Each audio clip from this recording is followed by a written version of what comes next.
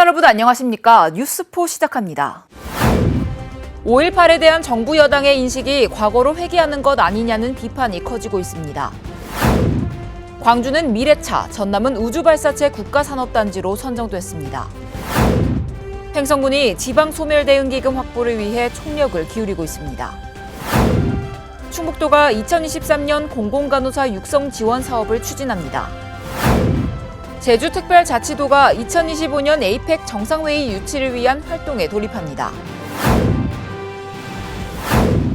진실화해를 위한 과거사 정리위원회 위원장이 5.18 당시 북한 개입의 가능성을 배제할 수 없다고 발언하는가 하면 여당인 국민의힘 최고위원이 5.18 정신 헌법 전문 수록에 반대한다는 발언을 해 충격을 주고 있습니다. 정부 여당의 5.18의 인식이 과거로 회귀하는 것 아니냐는 비판이 커지고 있습니다.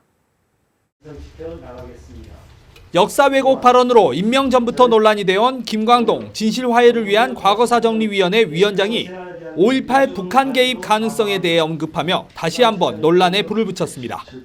김 위원장은 국회에서 열린 행정안전위원회 전체 회의에 출석해 북한이 개입했을 가능성까지 배제할 수는 없다고 말했습니다. 북한군이라는 표현을 쓴 적은 없고 북한이 개입했을 가능성까지 제가 배제할 수 없다 이런 말이에요. 5.18 헬기 사격과 관련해서도 논란성 발언을 내놨습니다. 사격이 있었냐 없었느냐를 가지고 형사처벌 대상으로 해서는 안 된다는 취지로 말씀드렸던 것입니다. 김재원 여당 최고위원은 5.18 정신 헌법 전문 수록에 대해 불가능하고 반대한다는 입장을 명확히 하면서 논란을 키웠습니다. 또 윤석열 대통령이 지난해 5.18 기념식에서 헌법 전문에 올라가야 한다는 발언에 대해서는 표를 얻으려면 조상 묘도판다는 게 정치인들 아니냐며 호남에 립서비스를 한 것이냐는 진행자의 질문에 동조했습니다. 김 최고위원은 뒤늦게 수습에 나섰지만 논란은 커져가고 있습니다. 개인적으로 지금 개헌이 좀 어렵다 그 이야기를 한 거예요. 그 자리에서 그냥 덕담을 한 거죠. 윤석열 대통령의 과거 발언은 물론 대선 공약에도 배치되는 국민의힘과 정부에서의 5.18 역사 왜곡 발언. 정부와 여당의 5.18 인식이 또다시 과거로 회귀하는 것 아니냐는 우려가 커지고 있습니다. 윤석열 정부가 첨단 신산업 육성을 위해 역대 최대 규모, 역대 최대 숫자의 국가산단 조성을 발표했습니다. 광주는 미래차, 전남은 우주발사체 국가산업단지로 선정됐습니다. 국토교통부가 수도권을 포함해 15개 신규 국가산단 조성 계획을 발표했습니다. 광주에는 현재 빅그린 국가산단 인근 338만 제곱미터 부지에 미래자동차 부품 국산화와 기술 고도화를 추진하는 산업단지가 조성됩니다.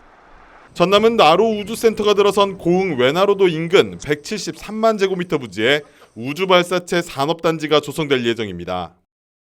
호남권은 미래차, 우주산업, 푸드테크 등 미래산업을 육성해 나가겠습니다. 광주는 이미 기아차, 그리고 광주 글로벌 모터스가 입지하고 있으면서 국내에서 유일한 완성차 생산 기지로 작용을 하고 있습니다.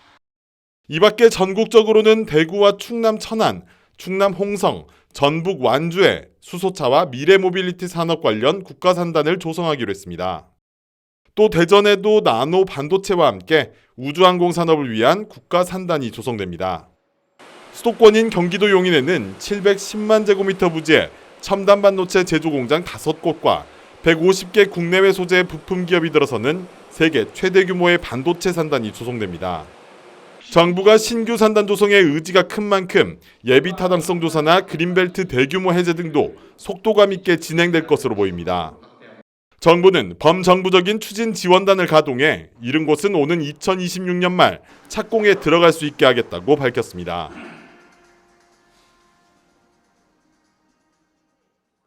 이어서 수도권 소식입니다. 마포구가 홍대 일대에 레드로드를 만들어 홍대 문화예술 관광특구를 활성화시키는 데 전력을 다할 계획입니다.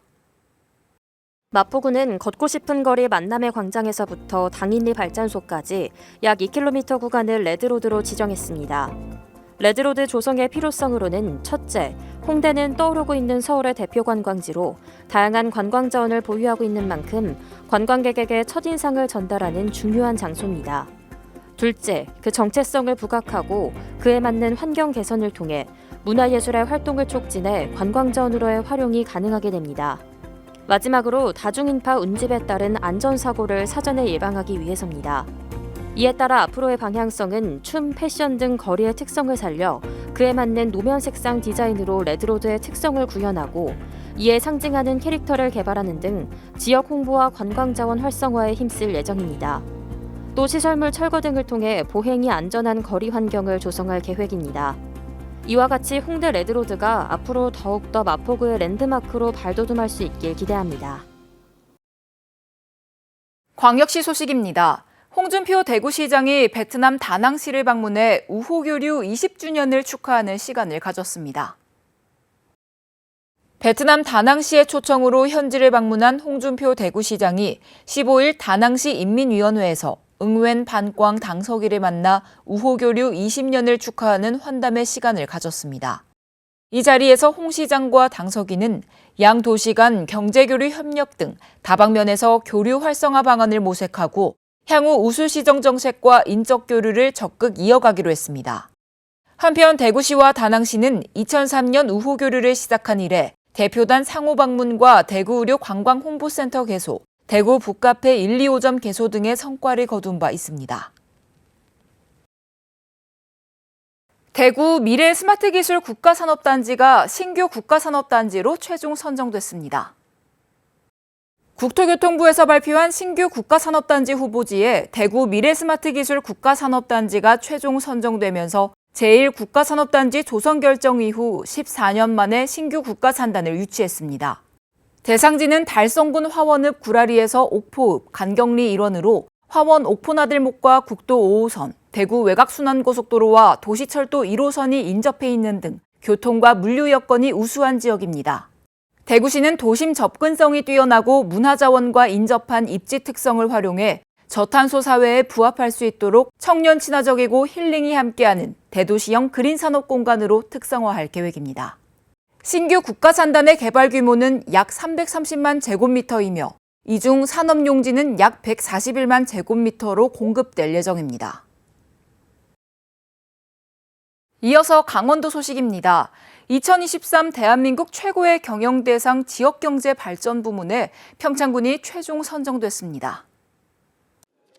대한민국 최고의 경영대상은 매년 뛰어난 경영 전략과 성과를 보인 기관과 기업을 선별해서 그 공로를 치하하는 시상식으로 올해는 따뜻한 경영, 사랑받는 기업이라는 주제로 진행됐습니다. 평창군은 국도비 1,063억 원 확보, 스포츠 마케팅을 통한 지역경제 활력 증대, 최신 트렌드를 반영한 새로운 관광상품 개발, 평창장학금 지원 확대, 고령자 복지주택 건립공모 선정 등의 성과를 통해 지역경제 활성화에 대한 우수한 평가를 받았습니다. 평창군은 지난해 성과를 바탕으로 2023년은 본격적으로 우리 군의 미래를 위해 뛰는 시기로 인구 유입, 농업 생산력 증대, 지역경제 활성화 세 가지를 최우선 목표로 세워 군민들의 삶의 질 개선에 더욱 속도를 내겠다고 전했습니다. 평창군이 자동차세 체납액을 확보하고 납부를 독려하고자 3월 20일부터 30일까지 평창군 전 지역을 대상으로 2023년 상반기 자동차 번호판 영치의 달을 운영합니다. 영치 대상은 자동차세 및 자동차 관련 과태료 체납 차량으로 자동차세의 경우 2회 이상 체납 차량행위 적발되는 즉시 번호판이 영치됩니다. 자동차 관련 과태료의 경우 체납 발생일로부터 60일을 초과하여 30만 원 이상의 금액을 체납한 사실이 확인되면 영치됩니다. 번호판이 영치되면 해당 차량은 운행이 불가하며 번호판이 없는 상태로 차량을 운행하다 적발될 경우 자동차 관리법에 의거하여 100만 원 이하의 과태료가 부과됩니다. 따라서 번호판이 영치됐을 때는 체납액을 완납하여 번호판을 회수한 뒤 운행을 재개해야 합니다. 횡성군이 지방소멸 대응 행정협의체 제1차 회의를 열고 지방소멸 대응기금 확보를 위해 총력 대응에 나섰습니다. 이날 회의는 기획감사실장을 중심으로 복지, 농업, 문화, 관광, 교육 등 관련 분야 12개 팀이 참석한 가운데 2024 횡성군 지방소멸 대응기금 기본 방향 및 전략, 인구 증대 및 지역 활성화에 대한 논의 등 토론회 형식으로 진행됐습니다. 군은 도출된 세부 사업에 대한 심도 있는 논의를 거칠 예정이며 주민 의견을 수렴하기 위해 주민협의체 구성, 유관기관 간담회 등을 실시할 예정입니다. 한편 지방소멸 대응기금은 인구 감소 지역과 인구 관심 지역으로 지정된 지자체를 대상으로 향후 10년간 10조 원의 예산을 지원하는 행정안전부 주관 사업입니다. 횡성군이 새봄과 함께 군정 소식지 행복 담은 횡성 창간호를 발행했습니다. 행복 담은 행성은 민선 8기 군정 방향에 부합하고 국민에게 행복을 주는 소식을 전달하고픈 바람을 담아 제호를 변경했으며 지역 내 고령 인구가 많은 점을 고려해 활자의 크기를 확대하고 이미지 중심 편집을 통해 보다 읽기 쉽고 감각적인 소식지로 탈바꿈했습니다. 제호와 함께 구성도 달라졌으며 지역의 주요 행사와 이슈 현장 취재, 화제의 인물 소개, 주요 관광지와 여행 정보 안내, 횡성의 구비문학 소개 등 다양한 코너가 마련됐습니다. 행복 담은 횡성은 지면 소식지와 모바일 소식지로 제작 배부하고 있으며 기획감사실 홍보팀으로 신청하면 누구나 무료로 받아볼 수 있습니다. 계속해서 충청도 소식입니다. 김영환 충북도지사를 비롯한 4개 시도지사가 대청호 수질 보호 및 규제 완화를 촉구하는 공동 성명서를 발표했습니다.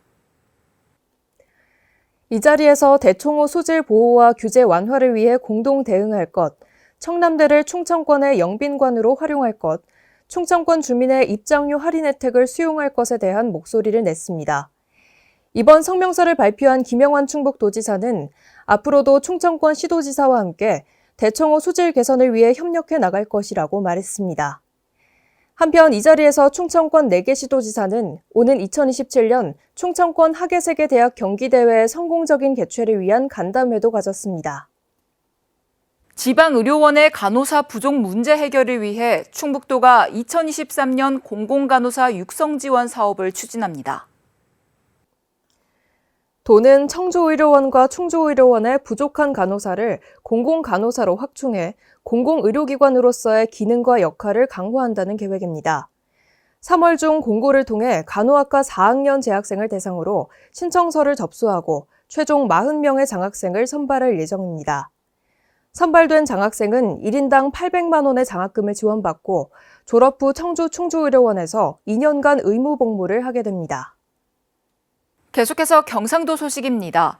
경북도가 지방 4대 협의체와 지방분권 및 자치입법권 강화를 위한 업무 협약을 체결했습니다. 협약식에는 이철우 시도지사 협의회장을 비롯한 각 기관의 관계자들이 참석했습니다. 이번 협약은 국정과제인 지방시대 실현을 위한 것으로 지방분권과 자치입법권을 강화하기 위해 이뤄졌습니다. 양 기관은 앞으로 지방의 자율성을 강화하는 정책을 발굴해 신속하게 법제화하고 입법 과정에서 지방분권을 저해하는 법령을 사전에 차단하는 데 힘을 모으기로 합의했습니다. 또한 법령에서 규정하고 있는 사항을 조례로 대폭 위임하고 사전 승인, 협의제도 등 지방에 대한 중앙의 관여를 최소화하는 내용으로 법령 정비를 함께 추진하기로 했습니다. 경상북도 중앙정부 청년보좌역 경북청년의 간담회가 개최됐습니다. 이번 간담회에서는 고용노동부, 국토교통부 등 5개 부처 청년보좌역을 비롯한 청년 15명이 모여 청년 정책을 논의했습니다. 특히 저출생 문제를 중점적으로 다뤘으며 경북청년은 저출생 위기에 대한 명확한 원인 분석과 종합적인 대처 방안을 강구할 것을 요구했습니다. 이철우 경북도지사는 지방대학 경쟁력을 강화하고 고졸 청년 성공시대를 열 수 있도록 적극적인 지원을 해나갈 것이라고 강조했습니다. 아울러 박진감 행정안전부 청년보좌역은 앞으로 중앙정부 청년정책 수립에 경북 청년의 의견을 적극 반영하겠다고 소감을 밝혔습니다. 포항시가 시민이 참여하는 예산 편성으로 주민자치 실현에 초석을 다집니다. 풀뿌리 민주주의의 든든한 지원군이 될 주민참여예산위원회가 내년도 예산의 밑그림을 함께 그리는데요. 제5기 주민참여예산위원회 소식입니다. 포항시는 8일 제5기 주민참여예산위원회 위촉식 및 제1차 정기회의를 개최했습니다. 이날 회의에서는 2023년 주민참여예산위원회를 이끌어갈 위원장과 부위원장, 4개 분과위원장을 선출하고 포항시 주민참여예산제의 모범적 운영을 위한 다양한 의견을 나눴습니다. 포항시는 주민참여예산제 활성화를 위해 제5기 주민참여예산위원회를 41명으로 확대 구성했습니다.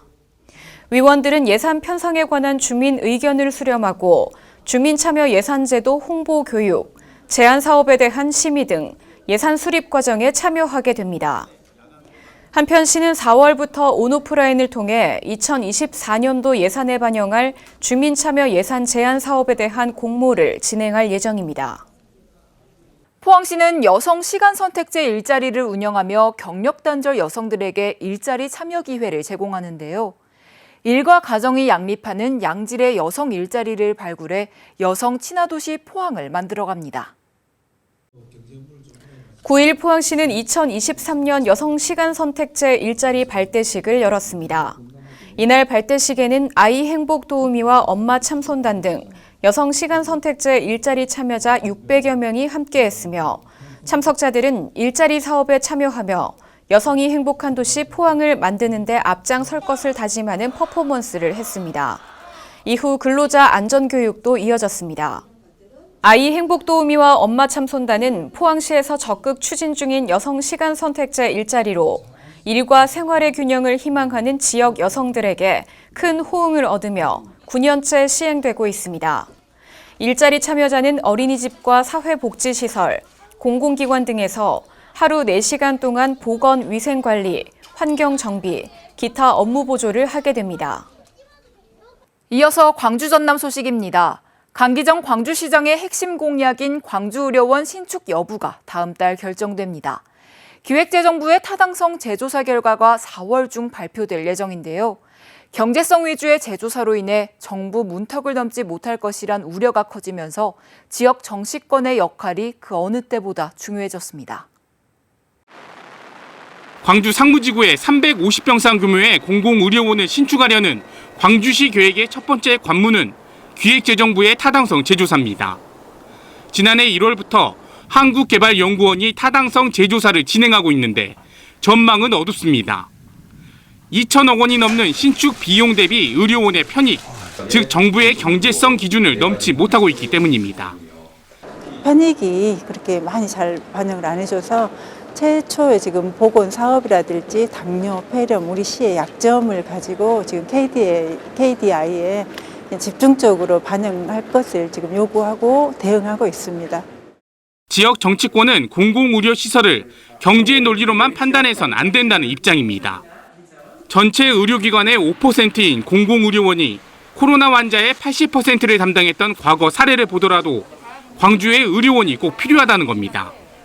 또 전국 17개 시도 중 광주와 울산에만 공공의료원이 없다는 점도 신축이 필요한 이유입니다.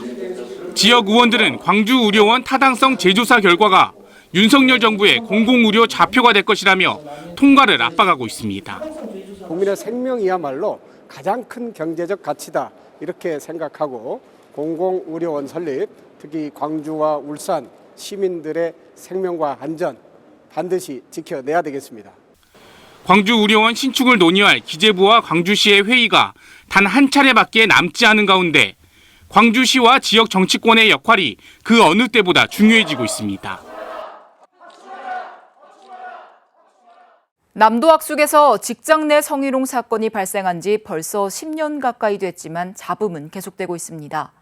남도 학숙 측이 가해자들의 변호사 비용은 부담하면서 성희롱 피해자에게는 오히려 소송 비용을 청구한 것으로 확인돼 논란입니다.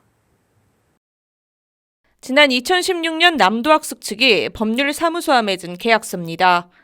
성희롱 피해자를 대상으로 직장 내 괴롭힘 등 2차 가해를 한 직원과 원장 등 피고인들을 변호하기 위한 것으로 소송 착수금에 이어 성공 보수까지 약속돼 있습니다.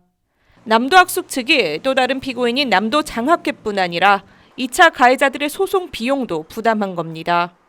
내부 구성원들이 사실상 피해자에게 2차 가해를 했다라고 하는 의혹들이 일어난 시점이었는데 그 시점에 남도학숙이 2차 가해자들에 대한 변호사 비용을 대신 납부하고 또 성공보수 약정까지 해서 변호사를 선임한 거에 대해서는 정당화될 수 없다라고 생각을 합니다. 대법까지 이어진 해당 소송에서 재판부는 성희롱은 인정했지만 2차 가해는 증거 부족 등을 이유로 인정하지 않았습니다. 그러자 남도학숙 측은 피해자에게 소송 비용을 부담하라는 신청을 제기했습니다. 2차 피해에 대해선 승소했으니 그 소송 비용을 내놓으라는 요구입니다. 당연한 행정 절차이기 때문에 저희가 진행하게 될 거고요. 특별한 건 없습니다. 피해자 측과 시민사회단체 등은 공익소송에 대한 국민권익위원회의 공고를 근거로 즉각 철회를 촉구했습니다. 지난해 광주시를 대상으로 열린 국정감사에서도 이에 대한 지적이 일자 강기정 시장은 해결 의지를 분명히 밝힌 바 있습니다. 소송의 경우에 억울함이 없도록 그리고 그런 조례를 충분히 활용해서 가능한지 분명히 따져보겠습니다. 남도학숙 측이 성희롱 피해자에 대한 보호보다 2차 가해자들을 감싸고 소송 비용까지 부담한 사실이 알려지면서 지역사회 비판이 거세지고 있습니다. 특별자치도 소식입니다. 제주특별자치도가 2025년 에이펙 정상회의 유치를 위한 활동에 돌입합니다. 제주도는 14일 설문대 여성문화센터에서 오영훈 지사를 비롯한 도민 등이 참여한 가운데 2025 에이펙 정상회의 제주유치 범도민 추진위원회 발족식을 개최했습니다. 추진위원회는 양문석 제주상공회의소 회장, 조형섭 제주반도체 대표이사, 김창희 재외제주도민회 총연합회장 등 3명이 공동위원장을 맡았으며 국회 및 도의회 등 다양한 분야의 위원 1000여 명으로 구성됐습니다. 이날 행사는 2025 에이펙 제주유치 홍보 영상 상영을 시작으로 국악밴드의 문화공연, 공동위원장 위촉장 수여 등의 순으로 진행됐습니다. 오영훈 지사는 인사말을 통해 에이펙과 제주가 추구하는 가치와 목표가 같다며 2025 에이펙 정상회의 제주유치의 당위성에 대해 강조했습니다. 한편 에이펙은 총 21개 회원국이 모이는 연례회의로 2025년 한국에서 개최될 예정이며 현재 제주를 비롯한 인천, 부산, 경주 등이 유치 경쟁을 벌이고 있습니다.